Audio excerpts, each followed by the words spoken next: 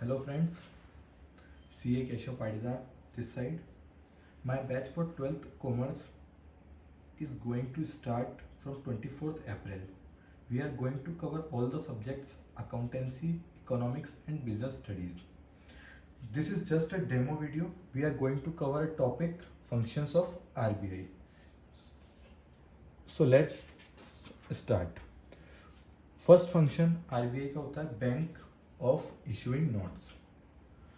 अगर हम आरबीआई की बात करें तो RBI has monopoly to issue the currency except 1 rupee note and coins. 1 rupee note और कॉइन्स सेंट्रल गवर्नमेंट इशू करती है. बाकी जितने भी नोट्स होते हैं वो सारे इशू करने की मोनोपोली राइट्स सिर्फ आरबीआई के पास होती हैं. Now what is bankers bank, इसको हम थोड़ा ज़रा डिटेल में समझते हैं. जैसे कि हम बैंक में अपना अकाउंट खुलवाते हैं, बैंक्स में पैसे डिपॉजिट करते हैं, जब हमें ज़रूरत होती है तब हम बैंक से लोन लेते हैं. ऐसे ही बिल्कुल जो रिलेशन हमारा बैंक्स के साथ होता है ऐसा ही सेम रिलेशन बैंक्स का आरबीआई के साथ होता है. हम बैंक्स में अकाउंट खुलवाते हैं, वैसे ही जो बैंक होती है वो आरबीआई में अकाउंट खुलवाती है. हमें डिपॉजिट करना है पैसा तो हम बैंक्स में डिपॉजिट करते हैं. वैसे ही बैंक्स के पास अगर सरप्लस फंड है, बैंक अगर पैसा डिपॉजिट कराना चाहती है, मनी डिपॉजिट कराना चाहती है, तो बैंक उस मनी को आरबीआई में डिपॉजिट करवाती है.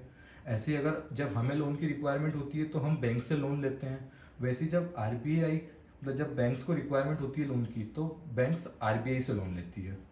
So we can say RBI जो होता है वो बैंकर्स का भी बैंक है, मतलब वो बैंक्स का भी बैंक है. That's bankers bank. थर्ड हम बात करते हैं बैंकर टू द गवर्नमेंट. देखो गवर्नमेंट के जो अकाउंट्स होते हैं वो कौन मैनेज करता है, तो गवर्नमेंट के अकाउंट्स जो होते हैं वो आरबीआई मैनेज करता है. अगर इंडियन गवर्नमेंट को इंडिया से कहीं भी फंड्स ट्रांसफ़र करना है, जैसे अमेरिका फंड ट्रांसफ़र करना है या चाइना फंड ट्रांसफ़र करना है, बांग्लादेश फंड ट्रांसफ़र करना है, या बाहर किसी भी फंड गवर्नमेंट मतलब या कोई भी फंड गवर्नमेंट को बाहर से लेना है, किसी दूसरी कंट्री से रिसीव करना है, तो ये सारा मैनेजमेंट जो होता है, ये सब अकाउंट जो मैनेज करती है गवर्नमेंट के लिए वो आरबीआई करती है. तो हमने समझा कि आरबीआई जो होती है वो एज अ बैंकर एक्ट करती है गवर्नमेंट के लिए. ऐसे ही 3 रोल आरबीआई एक्ट करती है. आरबीआई 3 रोल प्ले करती है गवर्नमेंट के लिए, as a banker, as an agent, as an adviser. हमने समझा अभी कि बैंकर का रोल कैसे आरबीआई प्ले करती है गवर्नमेंट के लिए. अब हम समझते हैं कि एजेंट का रोल कैसे प्ले करती है आरबीआई गवर्नमेंट के लिए.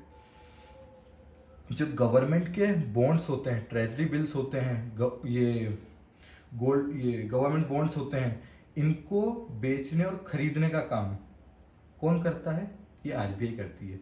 गवर्नमेंट अपने बॉन्ड्स को सेल करने का और परचेज करने का राइट आरबीआई को देती है. गवर्नमेंट अपने बॉन्ड्स आरबीआई को पकड़ा देती है और उसके बाद आगे आरबीआई डिसाइड करती है कि उन बॉन्ड्स को पब्लिक को सेल करना है या कॉरपोरेट्स को सेल करना है. और उन्हें ये हम आगे क्रेडिट कंट्रोल में हम आगे समझेंगे कि कैसे आरबीआई कंट्रोल करती है सप्लाई ऑफ मनी को गवर्नमेंट बॉन्ड्स को सेल और परचेस करके. ऐसे ही आरबीआई जो होती है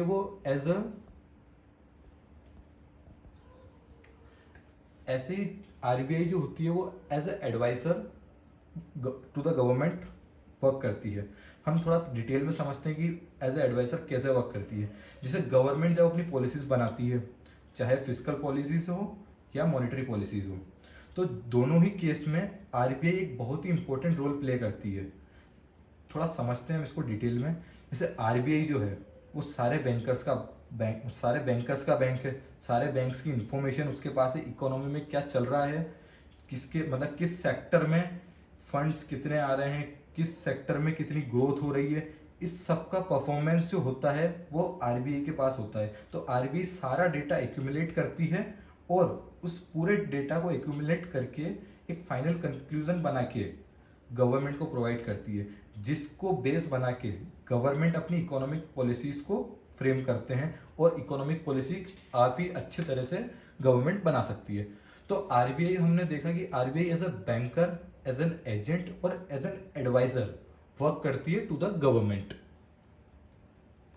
lender of last resort. Next function RBI का जो होता है वो लेंडर ऑफ लास्ट रिसोर्ट होता है. अगर कोई कमर्शियल बैंक फाइनेंशियल क्राइसिस में घिर जाए, मतलब बहुत सारे रीपेमेंट्स करने हों बैंक को और अवेलेबिलिटी ऑफ फंड बैंक्स के पास नहीं होती है, तो बैंक्स क्या करती है, बैंक जब मतलब सबसे पहले इनिशियल स्टेज पे तो बैंक सबसे पहले मार्केट में पब्लिक से फंड रेज करने की कोशिश करती है, एडवर्टाइजमेंट करती है, मार्केटिंग करती है, एफडी पे ज़्यादा इंटरेस्ट देती है, मतलब एफडी पे ज़्यादा इंटरेस्ट का लालच देती है पब्लिक को, ताकि ज़्यादा पब्लिक अट्रैक्ट हो और फंड रेस कर सके, ताकि कमर्शियल बैंक्स फंड रेस कर सके। लेकिन अगर पब्लिक अट्रैक्ट ना हो फिर बैंक्स क्या करती है, अगर पब्लिक अट्रैक्ट नहीं होती है तो बैंक्स अपने बराबर के जो बैंक्स होते हैं उनके पास हेल्प के लिए जाती है। बैंक्स दूसरी कमर्शियल बैंक्स से लोन की रिक्वायरमेंट रेस करती है।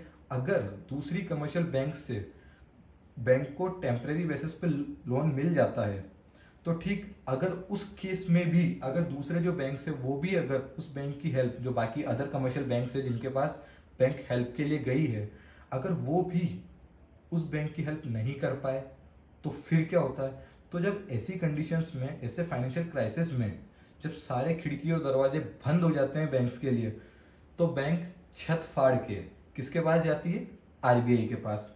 मतलब in case of financial crisis ultimate help commercial banks को कौन देता है, आरबीआई। इसलिए हम कह सकते हैं कि RBI is a lender of last resort. एक चीज और समझते हैं हम थोड़ी सी, इसमें एक सिंपल सी बात है। देखो, आरबीआई कमर्शियल बैंक्स की जो हेल्प करती है ना, उसके पीछे भी आरबीआई का एक मोटिव होता है। क्या मोटिव होता है वो थोड़ा समझो आप।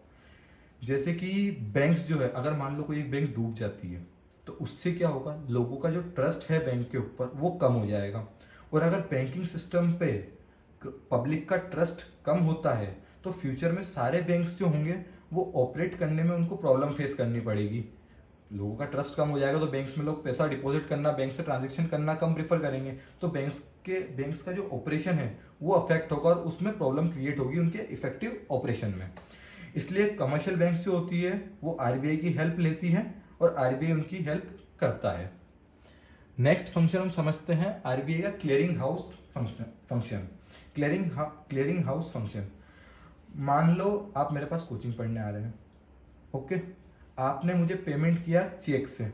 मान लेते हैं कि मेरा जो बैंक अकाउंट है वो एचडीएफसी बैंक में है और आपने मुझे जो चेक दिया है वो एसबीआई का है।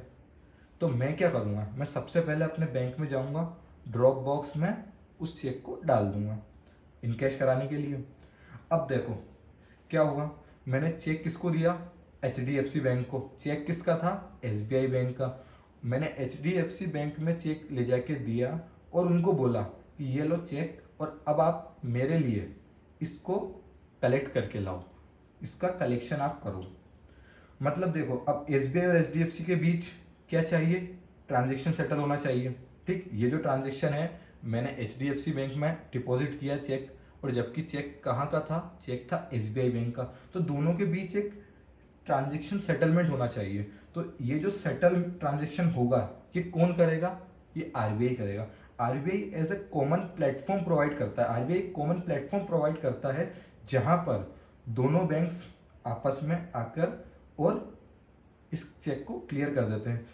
देखो एक बात समझो, हमारे पास जो एटीएम कार्ड होता है, मान लो मेरे पास एसबीआई का एटीएम कार्ड है, तो मैं किसी भी एटीएम मशीन में जाके अमाउंट विड्रॉ कर सकता हूँ। अगर मैं ऑनलाइन शॉपिंग कर रहा हूँ तो जरूरी तो नहीं है कि जिस बैंक में मेरा अकाउंट हो सामने वाले का अकाउंट भी उसी बैंक में हो। मैं किसी भी बैंक अकाउंट में मेरे पैसे हों, मैं उससे पेमेंट कर सकता हूँ। तो ये जो आरबीआई होता है ना, ये एक फैसिलिटी प्रोवाइड करता है, एक प्लेटफॉर्म प्रोवाइड करता है। क्या प्लेटफॉर्म होता है, क्लियरिंग हाउस। मतलब एक प्लेटफॉर्म दे देता है जहाँ पे आप किसी भी बैंक में पेमेंट कर सकते हो और किसी भी बैंक में आप इनकैश करा सकते हो। ये फंक्शन होता है क्लियरिंग हाउस फंक्शन। नेक्स्ट हम बात करते हैं custodian of foreign exchange. Custodian of foreign exchange reserve. देखो, अमेरिका का डॉलर हो गया, यूरोप का यूरो हो या दुबई का दिरहम हो, मतलब जितनी भी फॉरेन करेंसीज हैं उनका रिजर्व इकोनॉमी में कौन मेंटेन करता है, उन सबका रिजर्व, फॉरेन करेंसीज का रिजर्व आरबीआई इकोनॉमी में मेंटेन करता है। हम सेल कर सकते हैं, परचेज कर सकते हैं। अल्टीमेटली देखो क्या है कि हम अगर सेल या परचेज करना चाहें फॉरेन करेंसी, हम बाहर घूमने जाना चाहते हैं तो हम परचेज कर सकते हैं। ऐसे ही फिर अगर वहाँ से आने के बाद अगर हमारे पास कुछ फॉरेन करेंसी बच जाती है तो हम उसे वापस सेल भी कर सकते हैं। पर अल्टीमेटली रिजर्व कौन मेंटेन करता है? अल्टीमेटली फॉरेन करेंसी का रिजर्व आरबीआई मेंटेन करती है। नेक्स्ट फंक्शन होता है इसका कंट्रोल ऑफ क्रेडिट। हमारे सिलेबस में पूरा टॉपिक है, इसको लेकर पूरा डिटेल में हम डिस्कशन आगे इस बारे में करेंगे। जब हम पढ़ेंगे जब हम क्लासेस में पढ़ेंगे तब हम इसमें कंट्रोल ऑफ क्रेडिट का पूरा डिस्कशन करेंगे। इसका थोड़ा लंबा डिस्कशन होगा अपना। That's all for today. Once again, my batch for 12th are going to start from 24th April.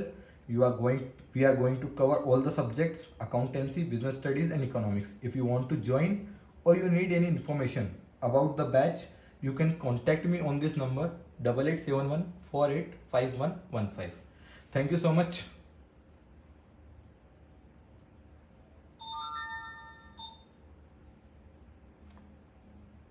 Once again, thank you so much.